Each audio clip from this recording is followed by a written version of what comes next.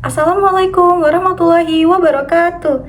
Halo semuanya, perkenalkan nama saya Salsabila Hoirunisa dari S1 Pendidikan Tata Boga Offering C. Di sini saya akan menjelaskan modul pembelajaran dasar-dasar kuliner. Yang saya akan jelaskan itu mengenai proses bisnis industri kuliner. Sebelum saya menjelaskan lebih lanjut, kalian ada yang tahu nggak sih proses bisnis industri kuliner itu? Ada apa aja sih? Dan seperti apa? Untuk capaian pembelajaran dan tujuan pembelajaran, di sini saya akan menjelaskan terlebih dahulu capaian pembelajaran. Yang pertama itu mampu menjelaskan peranan kuliner di industri pariwisata dan perhotelan. Yang kedua, mampu memahami konsep industri kuliner. Yang ketiga, mampu menjelaskan proses bisnis bidang kuliner. Untuk tujuan pembelajarannya, yang pertama ada menjelaskan definisi peranan kuliner di industri pariwisata dan perhotelan. Yang kedua, menyebutkan jenis-jenis pariwisata. Dan yang ketiga, menjelaskan ruang lingkup pariwisata dan perhotelan. Yang keempat, menjelaskan definisi industri kuliner. Yang kelima, menyebutkan jenis-jenis industri kuliner. Yang keenam, menjelaskan konsep industri kuliner. Yang ketujuh, menjelaskan perbedaan industri kuliner dengan bisnis kuliner. Yang kedelapan, menjelaskan peluang bisnis kuliner di Indonesia. Yang kesembilan, menentukan langkah-langkah dalam proses bisnis kuliner. Definisi peranan kuliner industri, pariwisata, dan perhotelan. Menurut Undang-Undang Nomor 10 Tahun 2009 tentang Kepariwisataan menjelaskan bahwa wisata merupakan kegiatan perjalanan yang dilakukan oleh seseorang atau sekelompok dengan mengunjungi tempat tertentu. Nah, tujuannya itu untuk rekreasi, pengembangan pribadi, atau mempelajari keunikan daya tarik wisata yang dikunjungi dalam waktu sementara. Nah, di sini juga ada pengertian pariwisata nih. Apa sih pengertian pariwisata? Pariwisata adalah berbagai macam kegiatan wisata dan didukung berbagai fasilitas serta layanan yang disediakan oleh masyarakat, pengusaha, pemerintah, atau pemerintah daerah. Industri pariwisata merupakan sekumpulan bidang usaha yang menghasilkan barang ataupun jasa untuk melayani kebutuhan orang-orang yang berwisata. Dalam Undang-Undang Nomor 10 Tahun 2009, ada berbagai bidang usaha yang berbeda tetapi saling terikat satu sama lain. Nah, bidang usaha-usaha tersebut meliputi usaha daya tarik wisata, kawasan pariwisata, usaha jasa transportasi wisata, jasa perjalanan wisata, jasa makanan, minuman, akomodasi, jasa hiburan dan rekreasi, pertemuan, perjalanan intensif, konferensi, dan pameran. Adapun jasa informasi pariwisata, jasa konsultasi pariwisata, jasa pramuwisata, wisata tirta, serta spa. Pada industri pariwisata, jasa akomodasi sangat esensial. Nah, yang dimaksud dengan akomodasi itu, dalam konteks ini itu pariwisata akomodasi bisa diartikan sebagai sesuatu yang disediakan untuk memenuhi kebutuhan wisatawan, seperti penginapan atau tempat tinggal sementara. Jenis akomodasi pada industri pariwisata antara lain ada hotel, ada guest house, terus juga ada restoran dan rumah makan. Hotel merupakan salah satu penyedia akomodasi yang cukup dikenal. Hotel memiliki klasifikasi tersendiri, mulai dari hotel bintang 5 sampai dengan hotel melati atau hotel dengan taraf sangat murah. Setiap jenis hotel dengan klasifikasi bintang berbeda memiliki standar pelayanan yang akan berbeda. Hotel memiliki struktur organisasi sendiri dalam operasionalnya. Berbagai departemen di hotel saling berkaitan dan mendukung untuk memberikan pelayanan yang optimal kepada tamu. Jumlah dan jenis departemen di setiap hotel tidak akan selalu sama. Adapun bidang kerja atau departemen yang ada di hotel secara umum antara lain. Yang pertama ada Room Division Department. Merupakan kelompok departemen yang bertugas melayani tamu secara langsung.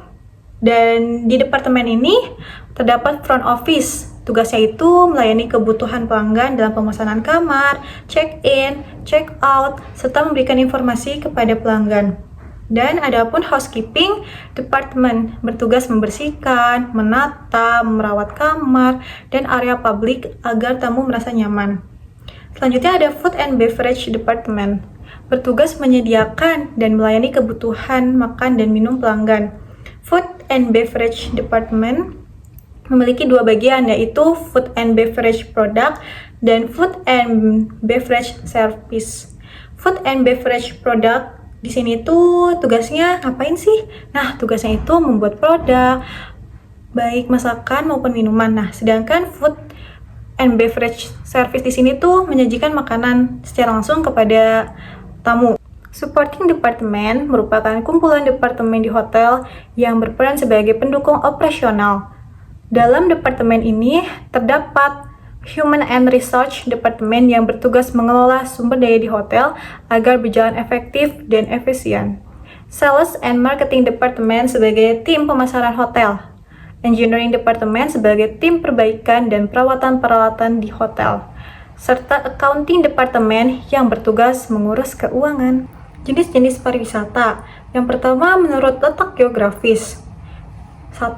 Pariwisata lokal, yaitu pariwisata setempat yang mempunyai ruang lingkup relatif sempit dan terbatas dalam tempat-tempat tertentu.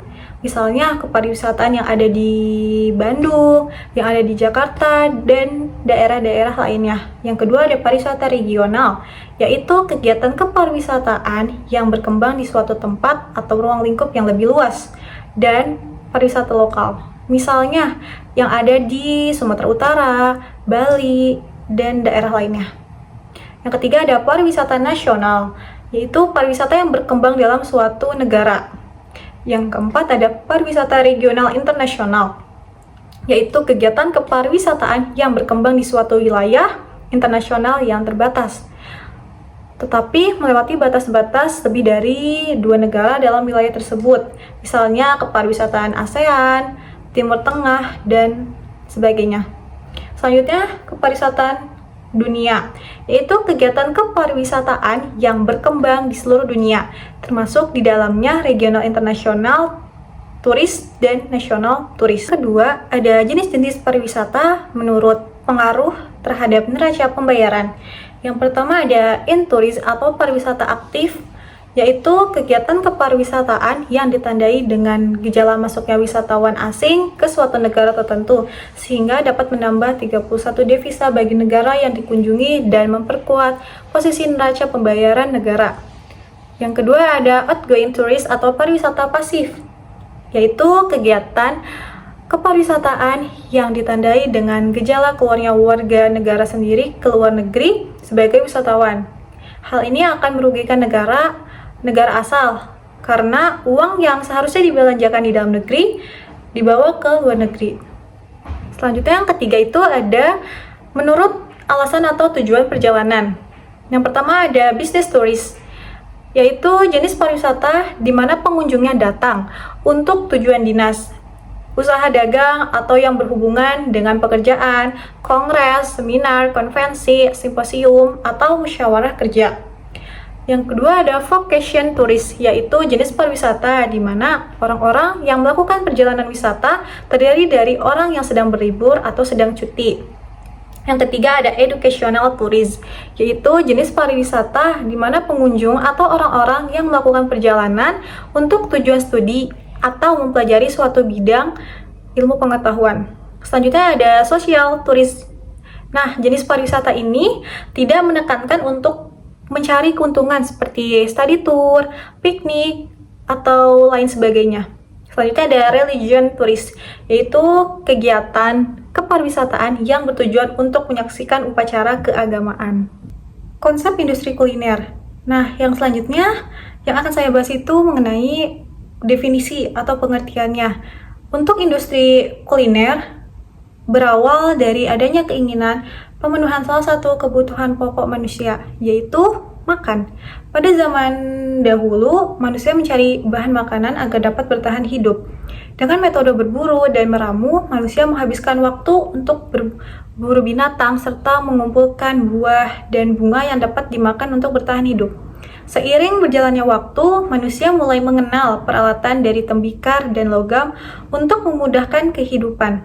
Manusia menemukan teknik baru dalam memasak. Makin modern, manusia makin canggih pula teknologinya yang akan digunakan. Begitu pula dalam dunia industri. terutama dunia industri kuliner. Saat ini dunia kuliner berkembang pesat dan berubah menjadi industri yang sangat menjanjikan. Menurut KBBI atau Kamus Bahasa Indonesia, kuliner berhubungan dengan kegiatan memasak. Oleh karena itu, secara umum industri kuliner berkaitan dengan kegiatan pengolahan makanan. Ruang lingkup industri kuliner meliputi seluruh kegiatan ekonomi yang berkaitan dengan makanan. Industri kuliner merupakan sektor yang sangat berpotensi untuk berkembang.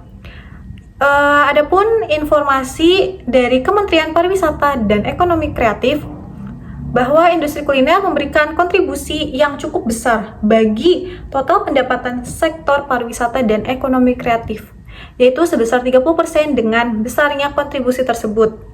Peluang bekerja dan berwirausaha dalam industri kuliner makin terbuka lebar. Jadi bisa dibilang industri kuliner ini sangat menjanjikan bagi kalian yang ingin membuka usaha, terutama di bidang kuliner. Jenis-jenis industri kuliner, yang pertama itu ada restoran. Restoran sendiri merupakan usaha menyiapkan makanan dan minuman kepada pelanggan. Restoran pun menyediakan makan secara langsung atau dine-in ataupun bisa membungkus makanan minuman yaitu take away. Jenis-jenis restoran itu ada fine dining, ada casual restoran, ada fast food restoran, dan juga ada ethnic restoran. Kedua ada cafe. Cafe atau kedai kopi menjual tidak hanya kopi, tapi juga ada non-kopi bagi yang tidak menginginkan atau membeli kopi. Dan terkadang di kafe pun menjual makanan berat atau dessertnya juga. Dan untuk kafe pun itu kalian bisa menggunakannya untuk santai, mengobrol, untuk bisa juga kalian mengerjakan tugas sekolah atau kuliah di kafe, atau mengerjakan pekerjaan bagi freelance juga bisa ya di kafe. Selanjutnya ada toko roti atau bakery.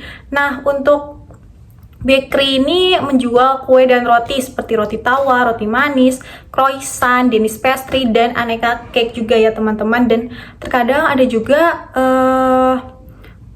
roti kontinental dan juga ada kue-kue tradisional. Selanjutnya ada catering. Nah, catering di sini pilihan menu dan harganya yang ditawarkan pasti sangat beragam dan bervariasi ya teman-teman. Dan catering pun bisa harian atau tergantung konsumen menginginkannya seperti apa untuk catering. Tapi catering di sini bisa juga bisa juga menyediakan di sekolah, catering untuk sekolah atau institusi tertentu. Dan catering hanya menerima pesanan untuk acara khusus, seperti mungkin ada pernikahan atau hitanan atau acara-acara yang membutuhkan catering. Selanjutnya ada makanan kaki lima atau street food. Nah, ini biasanya terkadang dianggap sebelah mata, tapi meskipun demikian, counter makanan atau street food ini juga memberikan pelayanan makanan atau minuman kepada pelanggan dengan kualitas yang baik, mengikuti standar keamanan pangan. Yang terakhir ada jenis-jenis industri kuliner itu usaha setengah jadi atau semi finished food. Makanan setengah jadi ini makanan yang perlu diolah lebih lanjut sebelum benar-benar bisa disajikan. Contoh makanan setengah jadi itu ada sosis, ada bakso, ada daging asap, mungkin juga ada frozen food juga. Dan makan setengah jadi ini memiliki banyak peminat karena dianggap lebih praktis. Dan usaha setengah jadi ini dapat dilakukan bisa membuka toko atau menjualnya secara online. Konsep dasar kuliner yang harus diperhatikan pertama itu ada rasa. Dan rasa ini sangat penting ya teman-teman, karena ini ngaruh juga terhadap rasa produk penjualan. Dan ini juga harus diperhatikan ya, karena selera dan keinginan masing-masing customer pasti berbeda, jadi sangat penting sekali untuk diperhatikan. Yang kedua ada gaya hidup. makanan tidak hanya dilihat dari rasa, tapi juga bisa dilihat dari memuaskan lidah dan perut. Dan penting juga dalam memberikan tampilan menarik pada produk kuliner yang akan disajikan. Selanjutnya ada daya beli. Nah, daya beli di sini tuh ada sumber bahan baku, arus produksi, harga produksi, peralatan, keunggulan produk, sampai kemasan produk, dan itu harus benar-benar diperhatikan ya. Selanjutnya ada rencana pemasaran.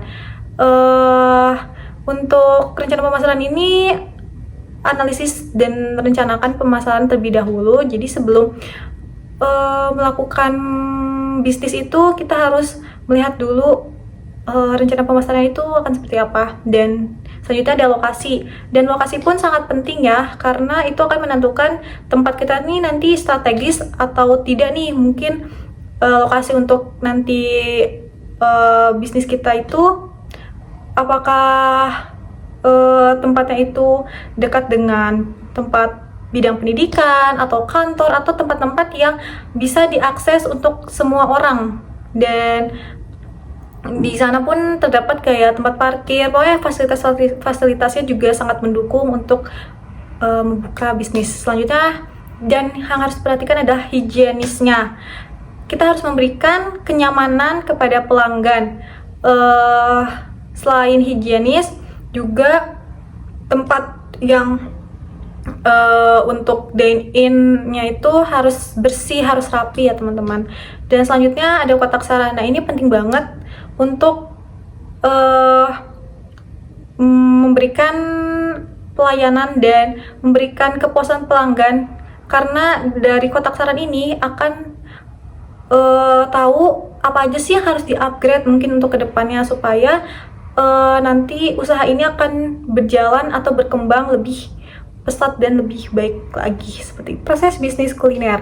Nah, untuk penjelasannya itu, bisnis berasal dari bahasa Inggris bisnis, yang diartikan perusahaan atau urusan atau usaha. Bisnis atau usaha dilihat secara keseluruhan sebagai kehidupan manusia, karena dengan berusaha manusia dapat hidup dan mencari nafkah untuk penghasilan demi keberlangsungan hidupnya. Jadi bisa disimpulkan bahwa bisnis kuliner adalah salah satu jenis usaha yang dilakukan seseorang yang bergerak di bidang makanan. Sedangkan industri kuliner merupakan suatu usaha kegiatan pengolahan bahan mentah menjadi produk makanan yang memiliki nilai tambah untuk mendapatkan keuntungan. Dan di industri kuliner terdapat proses pembuatan atau produksi, sedangkan dalam bisnis kuliner tidak harus terjadi proses produksi. Sekian yang bisa saya sampaikan, kurang lebihnya mohon maaf. Semoga kita dapat bertemu di lain kesempatan. Terima kasih banyak. Wassalamualaikum warahmatullahi wabarakatuh. See you next time semuanya.